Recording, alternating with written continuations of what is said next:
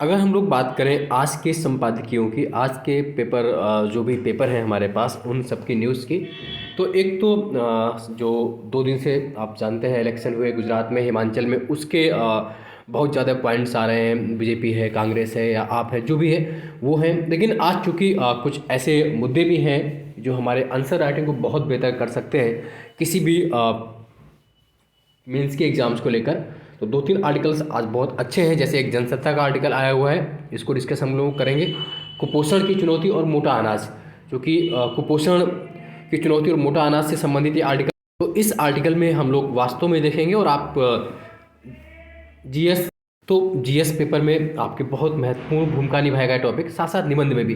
जैसे भारतीय जो समाज खंड है उसमें भी काम आएगा आपका, जो पॉवर्टी है, गरीबी, वहाँ पर भी काम आएगा जीएस पेपर 3 और जीएस पेपर 1। साथ साथ निबंध में भी आपके लिए बहुत महत्वपूर्ण है और ये समस्याएं जाननी भी जरूरी है। तो चूँकि हम कुपोषण की जब बात करते हैं तो क्या क्या समस्याएं हैं, आइए इस पर देखते हैं। आप ये जानते हैं कि हाल ही में सर्वोच्च न्यायालय ने केंद्र सरकार से सुनिश्चित करने को कहा है कि देश में कोई भी व्यक्ति भूखा ना सोए, और सरकार ने कोरोना महामारी के दौरान लोगों को जिस तरह मुफ्त अनाज पहुंचाया वो व्यवस्था जारी रहनी चाहिए। मतलब ये बात की कोई व्यक्ति भूखा नहीं सोए, और जो कोरोना महामारी के दौरान जिस तरह की व्यवस्था की थी वो रहनी चाहिए।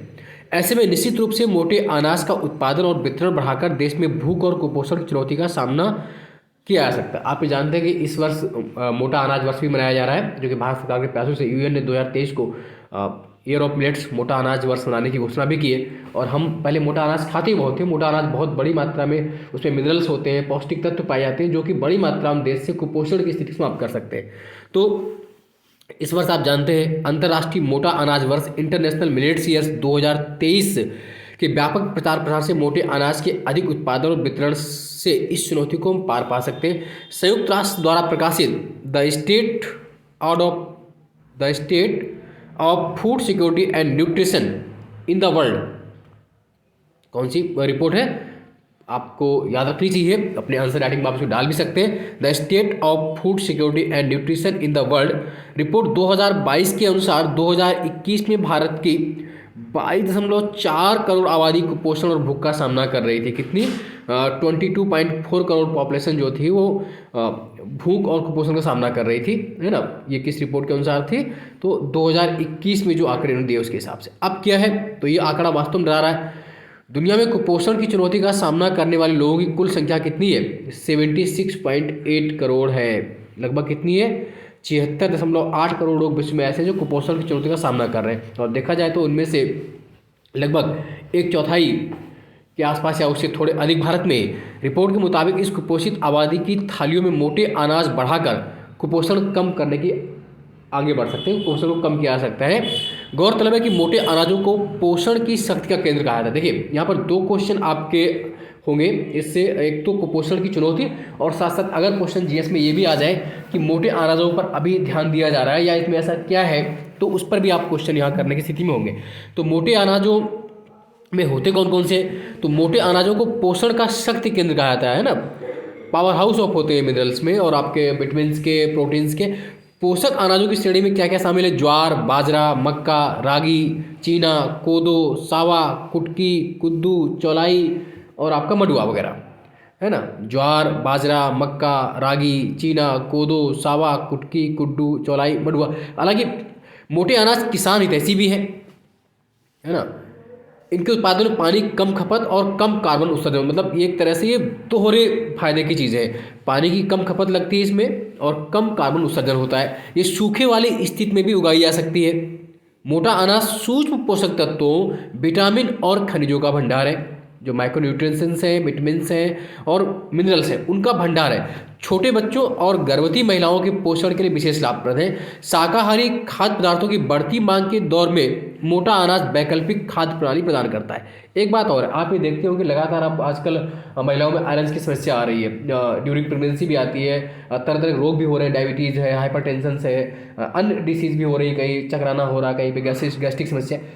पहले क्या था कि पहले हमारे देश में लगभग 40% हम लोग मोटा अनाज खाते थे, तो उससे प्रॉब्लम्स नहीं हुई। बट जैसे ही हमने मोटा अनाज छोड़ के बड़ी मात्रा में गेहूँ और चावल की ओर रुख किया तो ये चीज़ें हमसे दूर होती चली गई।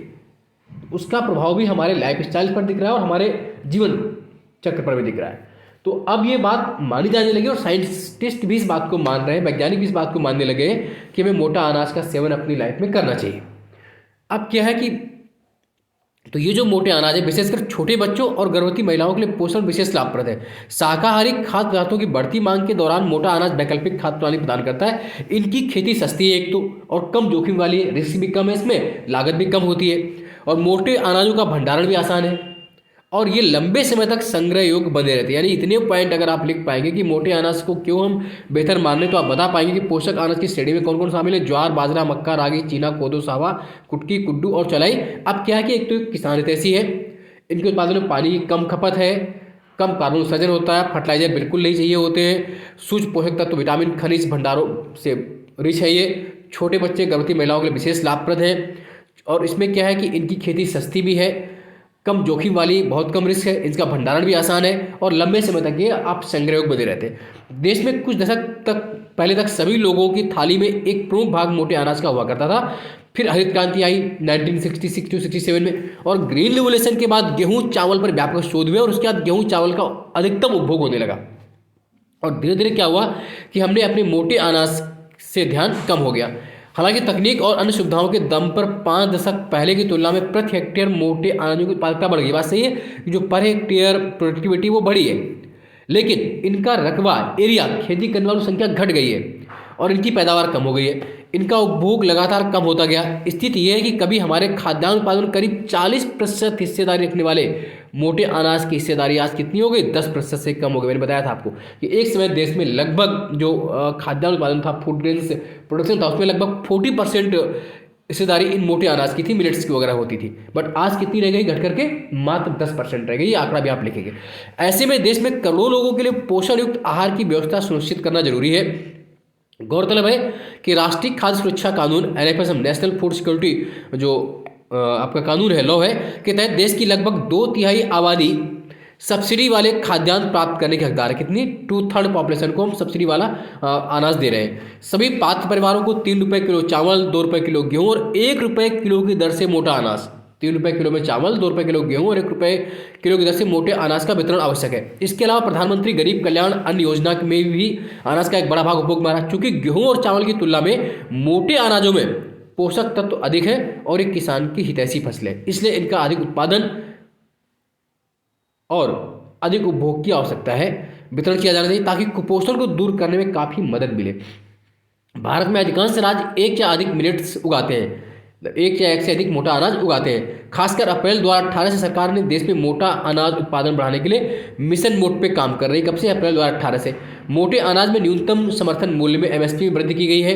राष्ट्रीय खाद्य सुरक्षा मिशन के तहत मोटे अनाज घटक 14 राज्यों के 212 जिलों में कार्यान्वित हो रहा है। कितने, 212 डिस्ट्रिक्ट में। इन्हें उगाने के लिए किसानों को अनेक सब्सिडी दी जा रही, सहायता दी जा रही। देश में मिलेट मूल्य वर्धित श्रृंखला में 500 से अधिक स्टार्टअप काम कर रहे हैं। मोटे अनाज के वैश्विक उत्पादन में भारत का हिस्सा करीब कितना है, विश्व का 40% है। मतलब विश्व के लगभग 40% से अधिक मोटा अनाज हम ही उगाते हैं। इनके उत्पादन और निर्यात में पूरी दुनिया में भारत क्या है, फर्स्ट। मतलब प्रोडक्शन में भी हम नंबर 1 पे हैं, और एक्सपोर्ट में नंबर 1 है, उत्पादन में नंबर 1 है, निर्यात में नंबर 1 है। देश में मोटा अनाज उत्पादन में शीर्ष राज्य कौन कौन है, राजस्थान, महाराष्ट्र, कर्नाटक। नंबर 1 पे कौन है, राजस्थान, महाराष्ट्र, कर्नाटक, गुजरात और MP। ये शीर्ष राज्य है, राजस्थान, महाराष्ट्र, कर्नाटक, गुजरात, MP में। इनके उत्पादन विशेष प्रयास किया। निश्चित रूप से अंतर्राष्ट्रीय मोटा अनाज वर्ष कौन सा है, 2023 मना रहे हैं, इंटरनेशनल ईयर ऑफ मिलेट्स।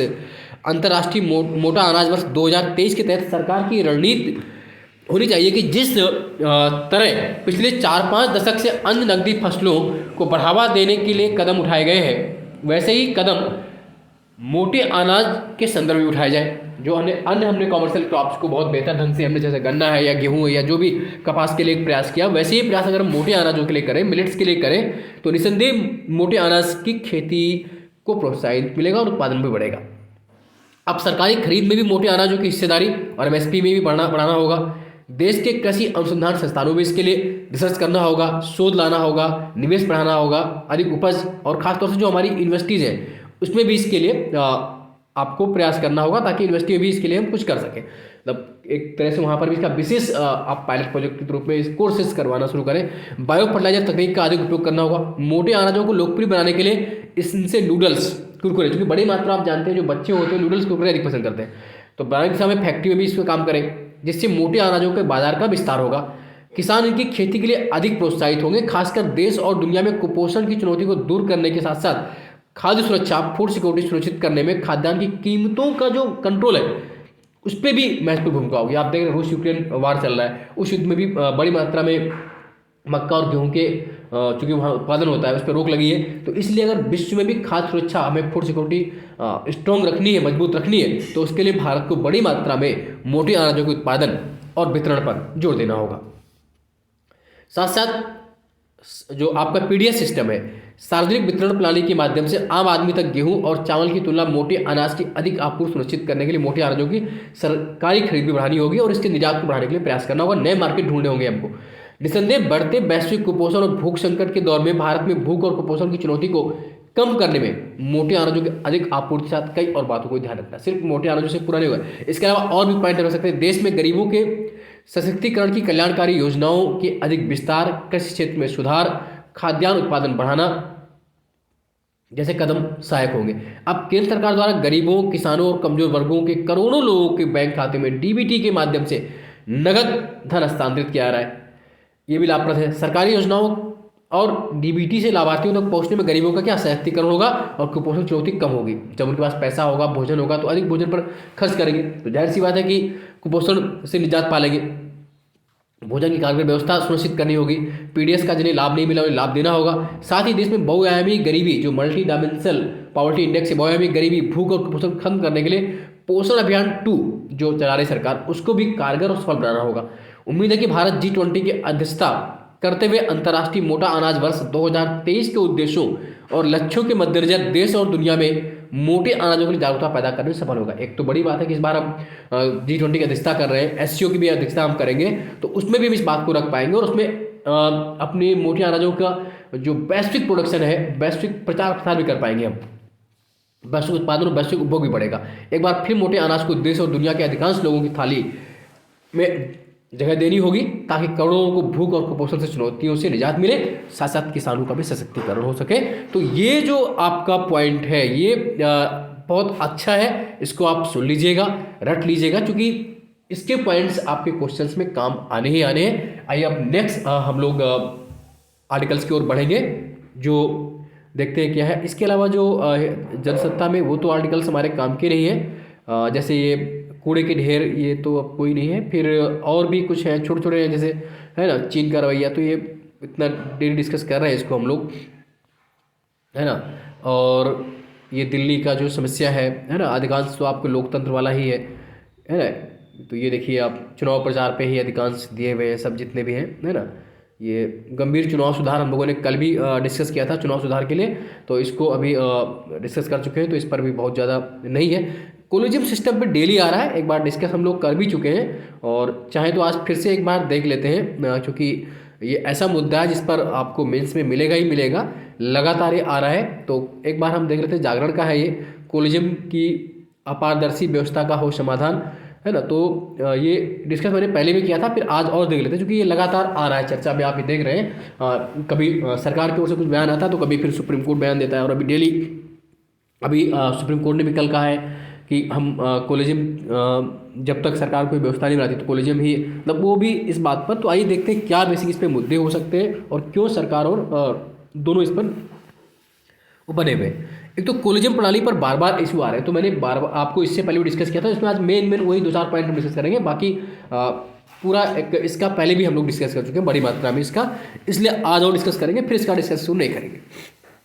तो कोलिजियम प्रणाली बार बार चर्चा में है, आप जानते हैं, केंद्रीय कानून मंत्री हो या हमारे उपराष्ट्रपति जगदीश धनखड़ जी हों, लगातार कोलिजियम के संदर्भ में न्यायाधीशों की चर्चा हो रही है, और न्यायाधीश भी लगातार कोलिजियम सिस्टम को सरकार द्वारा बार बार वापस भेजने के लिए सरकार की भी मतलब योग्यता को दरकिनार करने पर सरकार से भी सवाल या निशान कर रहे हैं।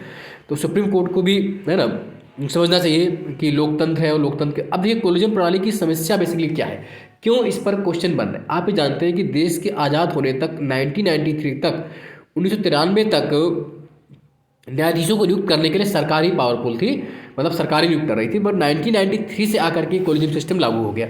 हालांकि आज भी दुनिया में भारत ही ऐसा देश है जहां पर न्यायाधीशों को नियुक्त न्यायाधीश ही नहीं करते, बल्कि जबकि इंग्लैंड अमेरिका में ऐसा लागू नहीं है। लेकिन यहाँ पर अभी भी हम न्यायाधीश ही नियुक्त करते हैं। अब क्या समस्या है, एक तो ये है कि न्यायाधीश कोलिजियम सिस्टम में क्या हो रहा है कि जो ट्रांसपेरेंसी की बात कर रहे हैं हम, पारदर्शिता की बात कर रहे हैं, न्यायाधीशों की नियुक्ति प्रक्रिया में पारदर्शिता को लेकर बात हो रही है। लगातार 23 से लोग इसकी बात कर रहे हैं कि पारदर्शिता होनी चाहिए, लोकतंत्र में सब कुछ ओपन है तो यहाँ भी होना चाहिए। लेकिन उच्चतम और उच्च न्यायालय के जो न्यायाधीशों का चुनाव होता है वो कोलिजियम सिस्टम करता है, और इस कोलिजियम सिस्टम की कार्यप्रणाली भी पक्षपातपूर्ण भाई भतीजा से युक्त हो रही है, ऐसा इस पर आरोप लगाया जा रहा है। ऐसे इसके और साथ साथ इसकी निष्पक्षता पर प्रश्न चिन्ह खड़े हो रहे हैं।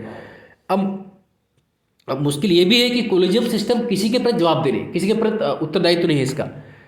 तो कोलिजियम की प्रमुख समस्याओं में इसका एक ये भी है कि इसमें क्या होता है कि जो एक कमेटी बनी होती है, इसमें 5 कमेटी जो कोलिजियम सिस्टम की होती है, एक CJI होता है ना, चीफ जस्टिस ऑफ इंडिया, और 4 अन्य सीनियर जज होते हैं। अब ये मिल करके डिसाइड करते हैं, और उसके बाद जो ये नाम चुनते हैं उनमें वरिष्ठता जो सीनियरिटी होती है उसी को ये लोग आगे बढ़ाते हैं। किसको? सीनियरिटी को। तो इसमें क्या होता है कि अगर कोई जूनियर है और उसकी प्रतिभा अधिक है, मेरिट अधिक है और उसे अनुभव ज़्यादा है तो वो आगे नहीं बढ़ पाता। तो मतलब वरिष्ठता को ही आगे बढ़ाया जाता है कोलिजियम सिस्टम में। लेकिन जो इनसे जूनियर है लेकिन वो प्रतिभा में अधिक है, जागरूक अधिक है, उसके अंदर नॉलेज अधिक है, तो कहीं ना कहीं उसका हनन होता है। तो ये सच है, वरिष्ठता के आधार बनाने से कोलिजियम में एक प्रकार की पारदर्शिता तो है, लेकिन निश्चित रूप से दूसरी तरफ इस कोलिजियम सिस्टम में प्रतिभा और योग्यता पीछे छूट जाती है, आपकी मेरिट्स और क्वालिफिकेशन जो भी है। कोलिजियम सिस्टम की जगह इसकी जगह सरकार ने राष्ट्रीय न्यायिक नियुक्त आयोग सरकार लेकर आई थी, आप जानते हैं 14 में NGAC 2014 में लेकर आई थी, है ना, नेशनल जुडिशरी अपॉइंटमेंट कमीशन जो आया था राष्ट्रीय न्यायिक नियुक्त आयोग से गठित कर। लेकिन सुप्रीम कोर्ट ने 2015 में इसको असंवैधानिक बनाते हुए रद्द कर दिया था, है ना। अब और 2015 में सुप्रीम कोर्ट ने 4-1 से रद्द कर दिया था। अब कोलिजियम कार्य पद्धति के लिए देखिए समस्या है कि उसकी कोई लिखित नियमावली नहीं है, चयन के लिए कोई निश्चित मानदंड नहीं है। अगर आप लिखेंगे मेंस में तो कोई लिखित नियमावली इसकी नहीं है, कोई निश्चित मानदंड नहीं है, कोई ऐसा पैमाना नहीं है, और पूर्व में किए गए निर्णय या उसके मीटिंग या इसकी जो मीटिंग होती है वो बंद कमरे में होता है, उसका रिकॉर्ड का कोई प्रकाशन नहीं होता है। तो ऐसे मुद्दे हैं जो विसंगतियाँ जो कोलिजियम को अपारदर्शी बनाए रखे हुए हैं और साथ साथ उसे नीचे गिराती जा रही है। लिहाजा इसकी सुधार हेतु कार्यपालिका, न्यायपालिका, विधायिका तीनों को आपसी सामंजस्य अपेक्षित है। और न्यायिक नियुक्तियों में भाई भतीजावास की बढ़ते चलन से आज इनकार नहीं किया जा सकता है ना। कोलिजियम में अपने रिश्तेदारों, उनके मनपसंद वकीलों को जज बनवा देती है। मालूम हो कि न्यायपालिका में राजनीति की तरह भाई भतीजावाद और भ्रष्टाचार भी पनपता जा रहा है। इतना ही नहीं, न्यायाधीशों की नियुक्ति सीधे सरकार भी करेगी तो भी लोकतांत्रिक संविभाजन को सिद्धांत को अवहेलना हो सकती है। इसलिए इन दोनों मुद्दों पर सरकार, न्यायपालिका और कार्यपालिका तीनों को एक विशेष रूप से अपनी कुछ बात करनी चाहिए, उसमें कुछ सुधार देने चाहिए। अब चूंकि न्याय के लिए पारदर्शिता जरूरी है ना। अगर पारदर्शिता नहीं होगी तो आप ये जानते हैं कि समस्या हो जाएगी। ट्रांसपेरेंसी सिस्टम अगर नहीं रहेगा हमारे यहाँ, आप 43 वर्षों तक लगातार सरकार चुनी थी, लेकिन 1993 में जजेस केस, SP गुप्ता केस बाद से 1993 से कोलिजियम सिस्टम ईजाद हो गया है। पूरा मैंने इसको डिस्कस कर लिया है। अब दिक्कत यह है कि सरकार भी लगातार इनकी सिफारिशों को देर तक टाली रहती है, क्योंकि उसे भी लगता है कि उसको भी जानने का हक है। तो अब समस्या ये हो रही है कि हमारे देश में लगातार केस बढ़ते जा रहे हैं, हमारे देश में लगातार कोर्ट में केस पेंडिंग पड़े हुए हैं, लेकिन पूरी तरह जजों की संख्या खाली रहती है। इससे भी हमारे यहाँ न्याय मिलने में देरी होती है। अब देखिए कि इस प्रतिशत लगभग 80% से अधिक जो केस है वो जिला और अधीनस्थ न्यायालयों में लंबित है। यानी प्रत्येक न्यायाधीश के पास औसतन 1350 मामले लंबित है। कितने? 1350 मामले लंबित है। और जनसंख्या के अनुपात में हमारे यहाँ जज बहुत कम है। प्रति 10 लाख लोगों पर भारत में लगभग 19 न्यायाधीश है। कितने? 19 प्रति, ये आंकड़ा आप लिखेंगे इसमें, प्रति 10 लाख लोगों पर 19.49 जज हैं, जबकि अमेरिका में यही 10 लाख लोगों पर 107 जज हैं, ब्रिटेन में 51 है, कनाडा में 75 है, ऑस्ट्रेलिया में 42 है, भारत में कितने? मात्र 19। जबकि विधि आयोग ने अपनी 120वीं रिपोर्ट में, लॉ कमीशन ने अपनी 120वीं रिपोर्ट में ये संस्तुति दी थी कि 10 लाख जनसंख्या पर न्यायाधीशों की संख्या लगभग कितनी होनी चाहिए? 50 होनी चाहिए, कम से कम 50। तो लिहाजा शीर्ष अदालत की चिंता अपनी जगह जायज़ है कि जजों की नियुक्ति प्रक्रिया को लंबे समय तक टाला नहीं जाना चाहिए। देश के उच्च न्यायालयों में ही खाली 59.5 लाख, लगभग 60 लाख मुकदमे लंबित है, क्योंकि जज ही पर्याप्त मात्रा भी नहीं है और इतने मुकदमे पंजीकृत हो रहे हैं, आबादी इतनी बढ़ रही है, मुकदमे इतने बढ़ रहे हैं, तो उनके साथ साथ जजों की संख्या भी बढ़ाई जानी चाहिए। बीते दिनों सुप्रीम कोर्ट ने कहा, एक न्यायाधीश ने कहा कि हमारी आपराधिक न्याय प्रणाली स्वयं में सजा हो बन गई है, क्योंकि लंबे समय तक न्याय नहीं मिलता है। इस लिहाज से निर्दोष कैदियों को तारीखों के चक्कर में फंसे हुए करोड़ों लोगों के मानवाधिकार को हनन हो रहा है।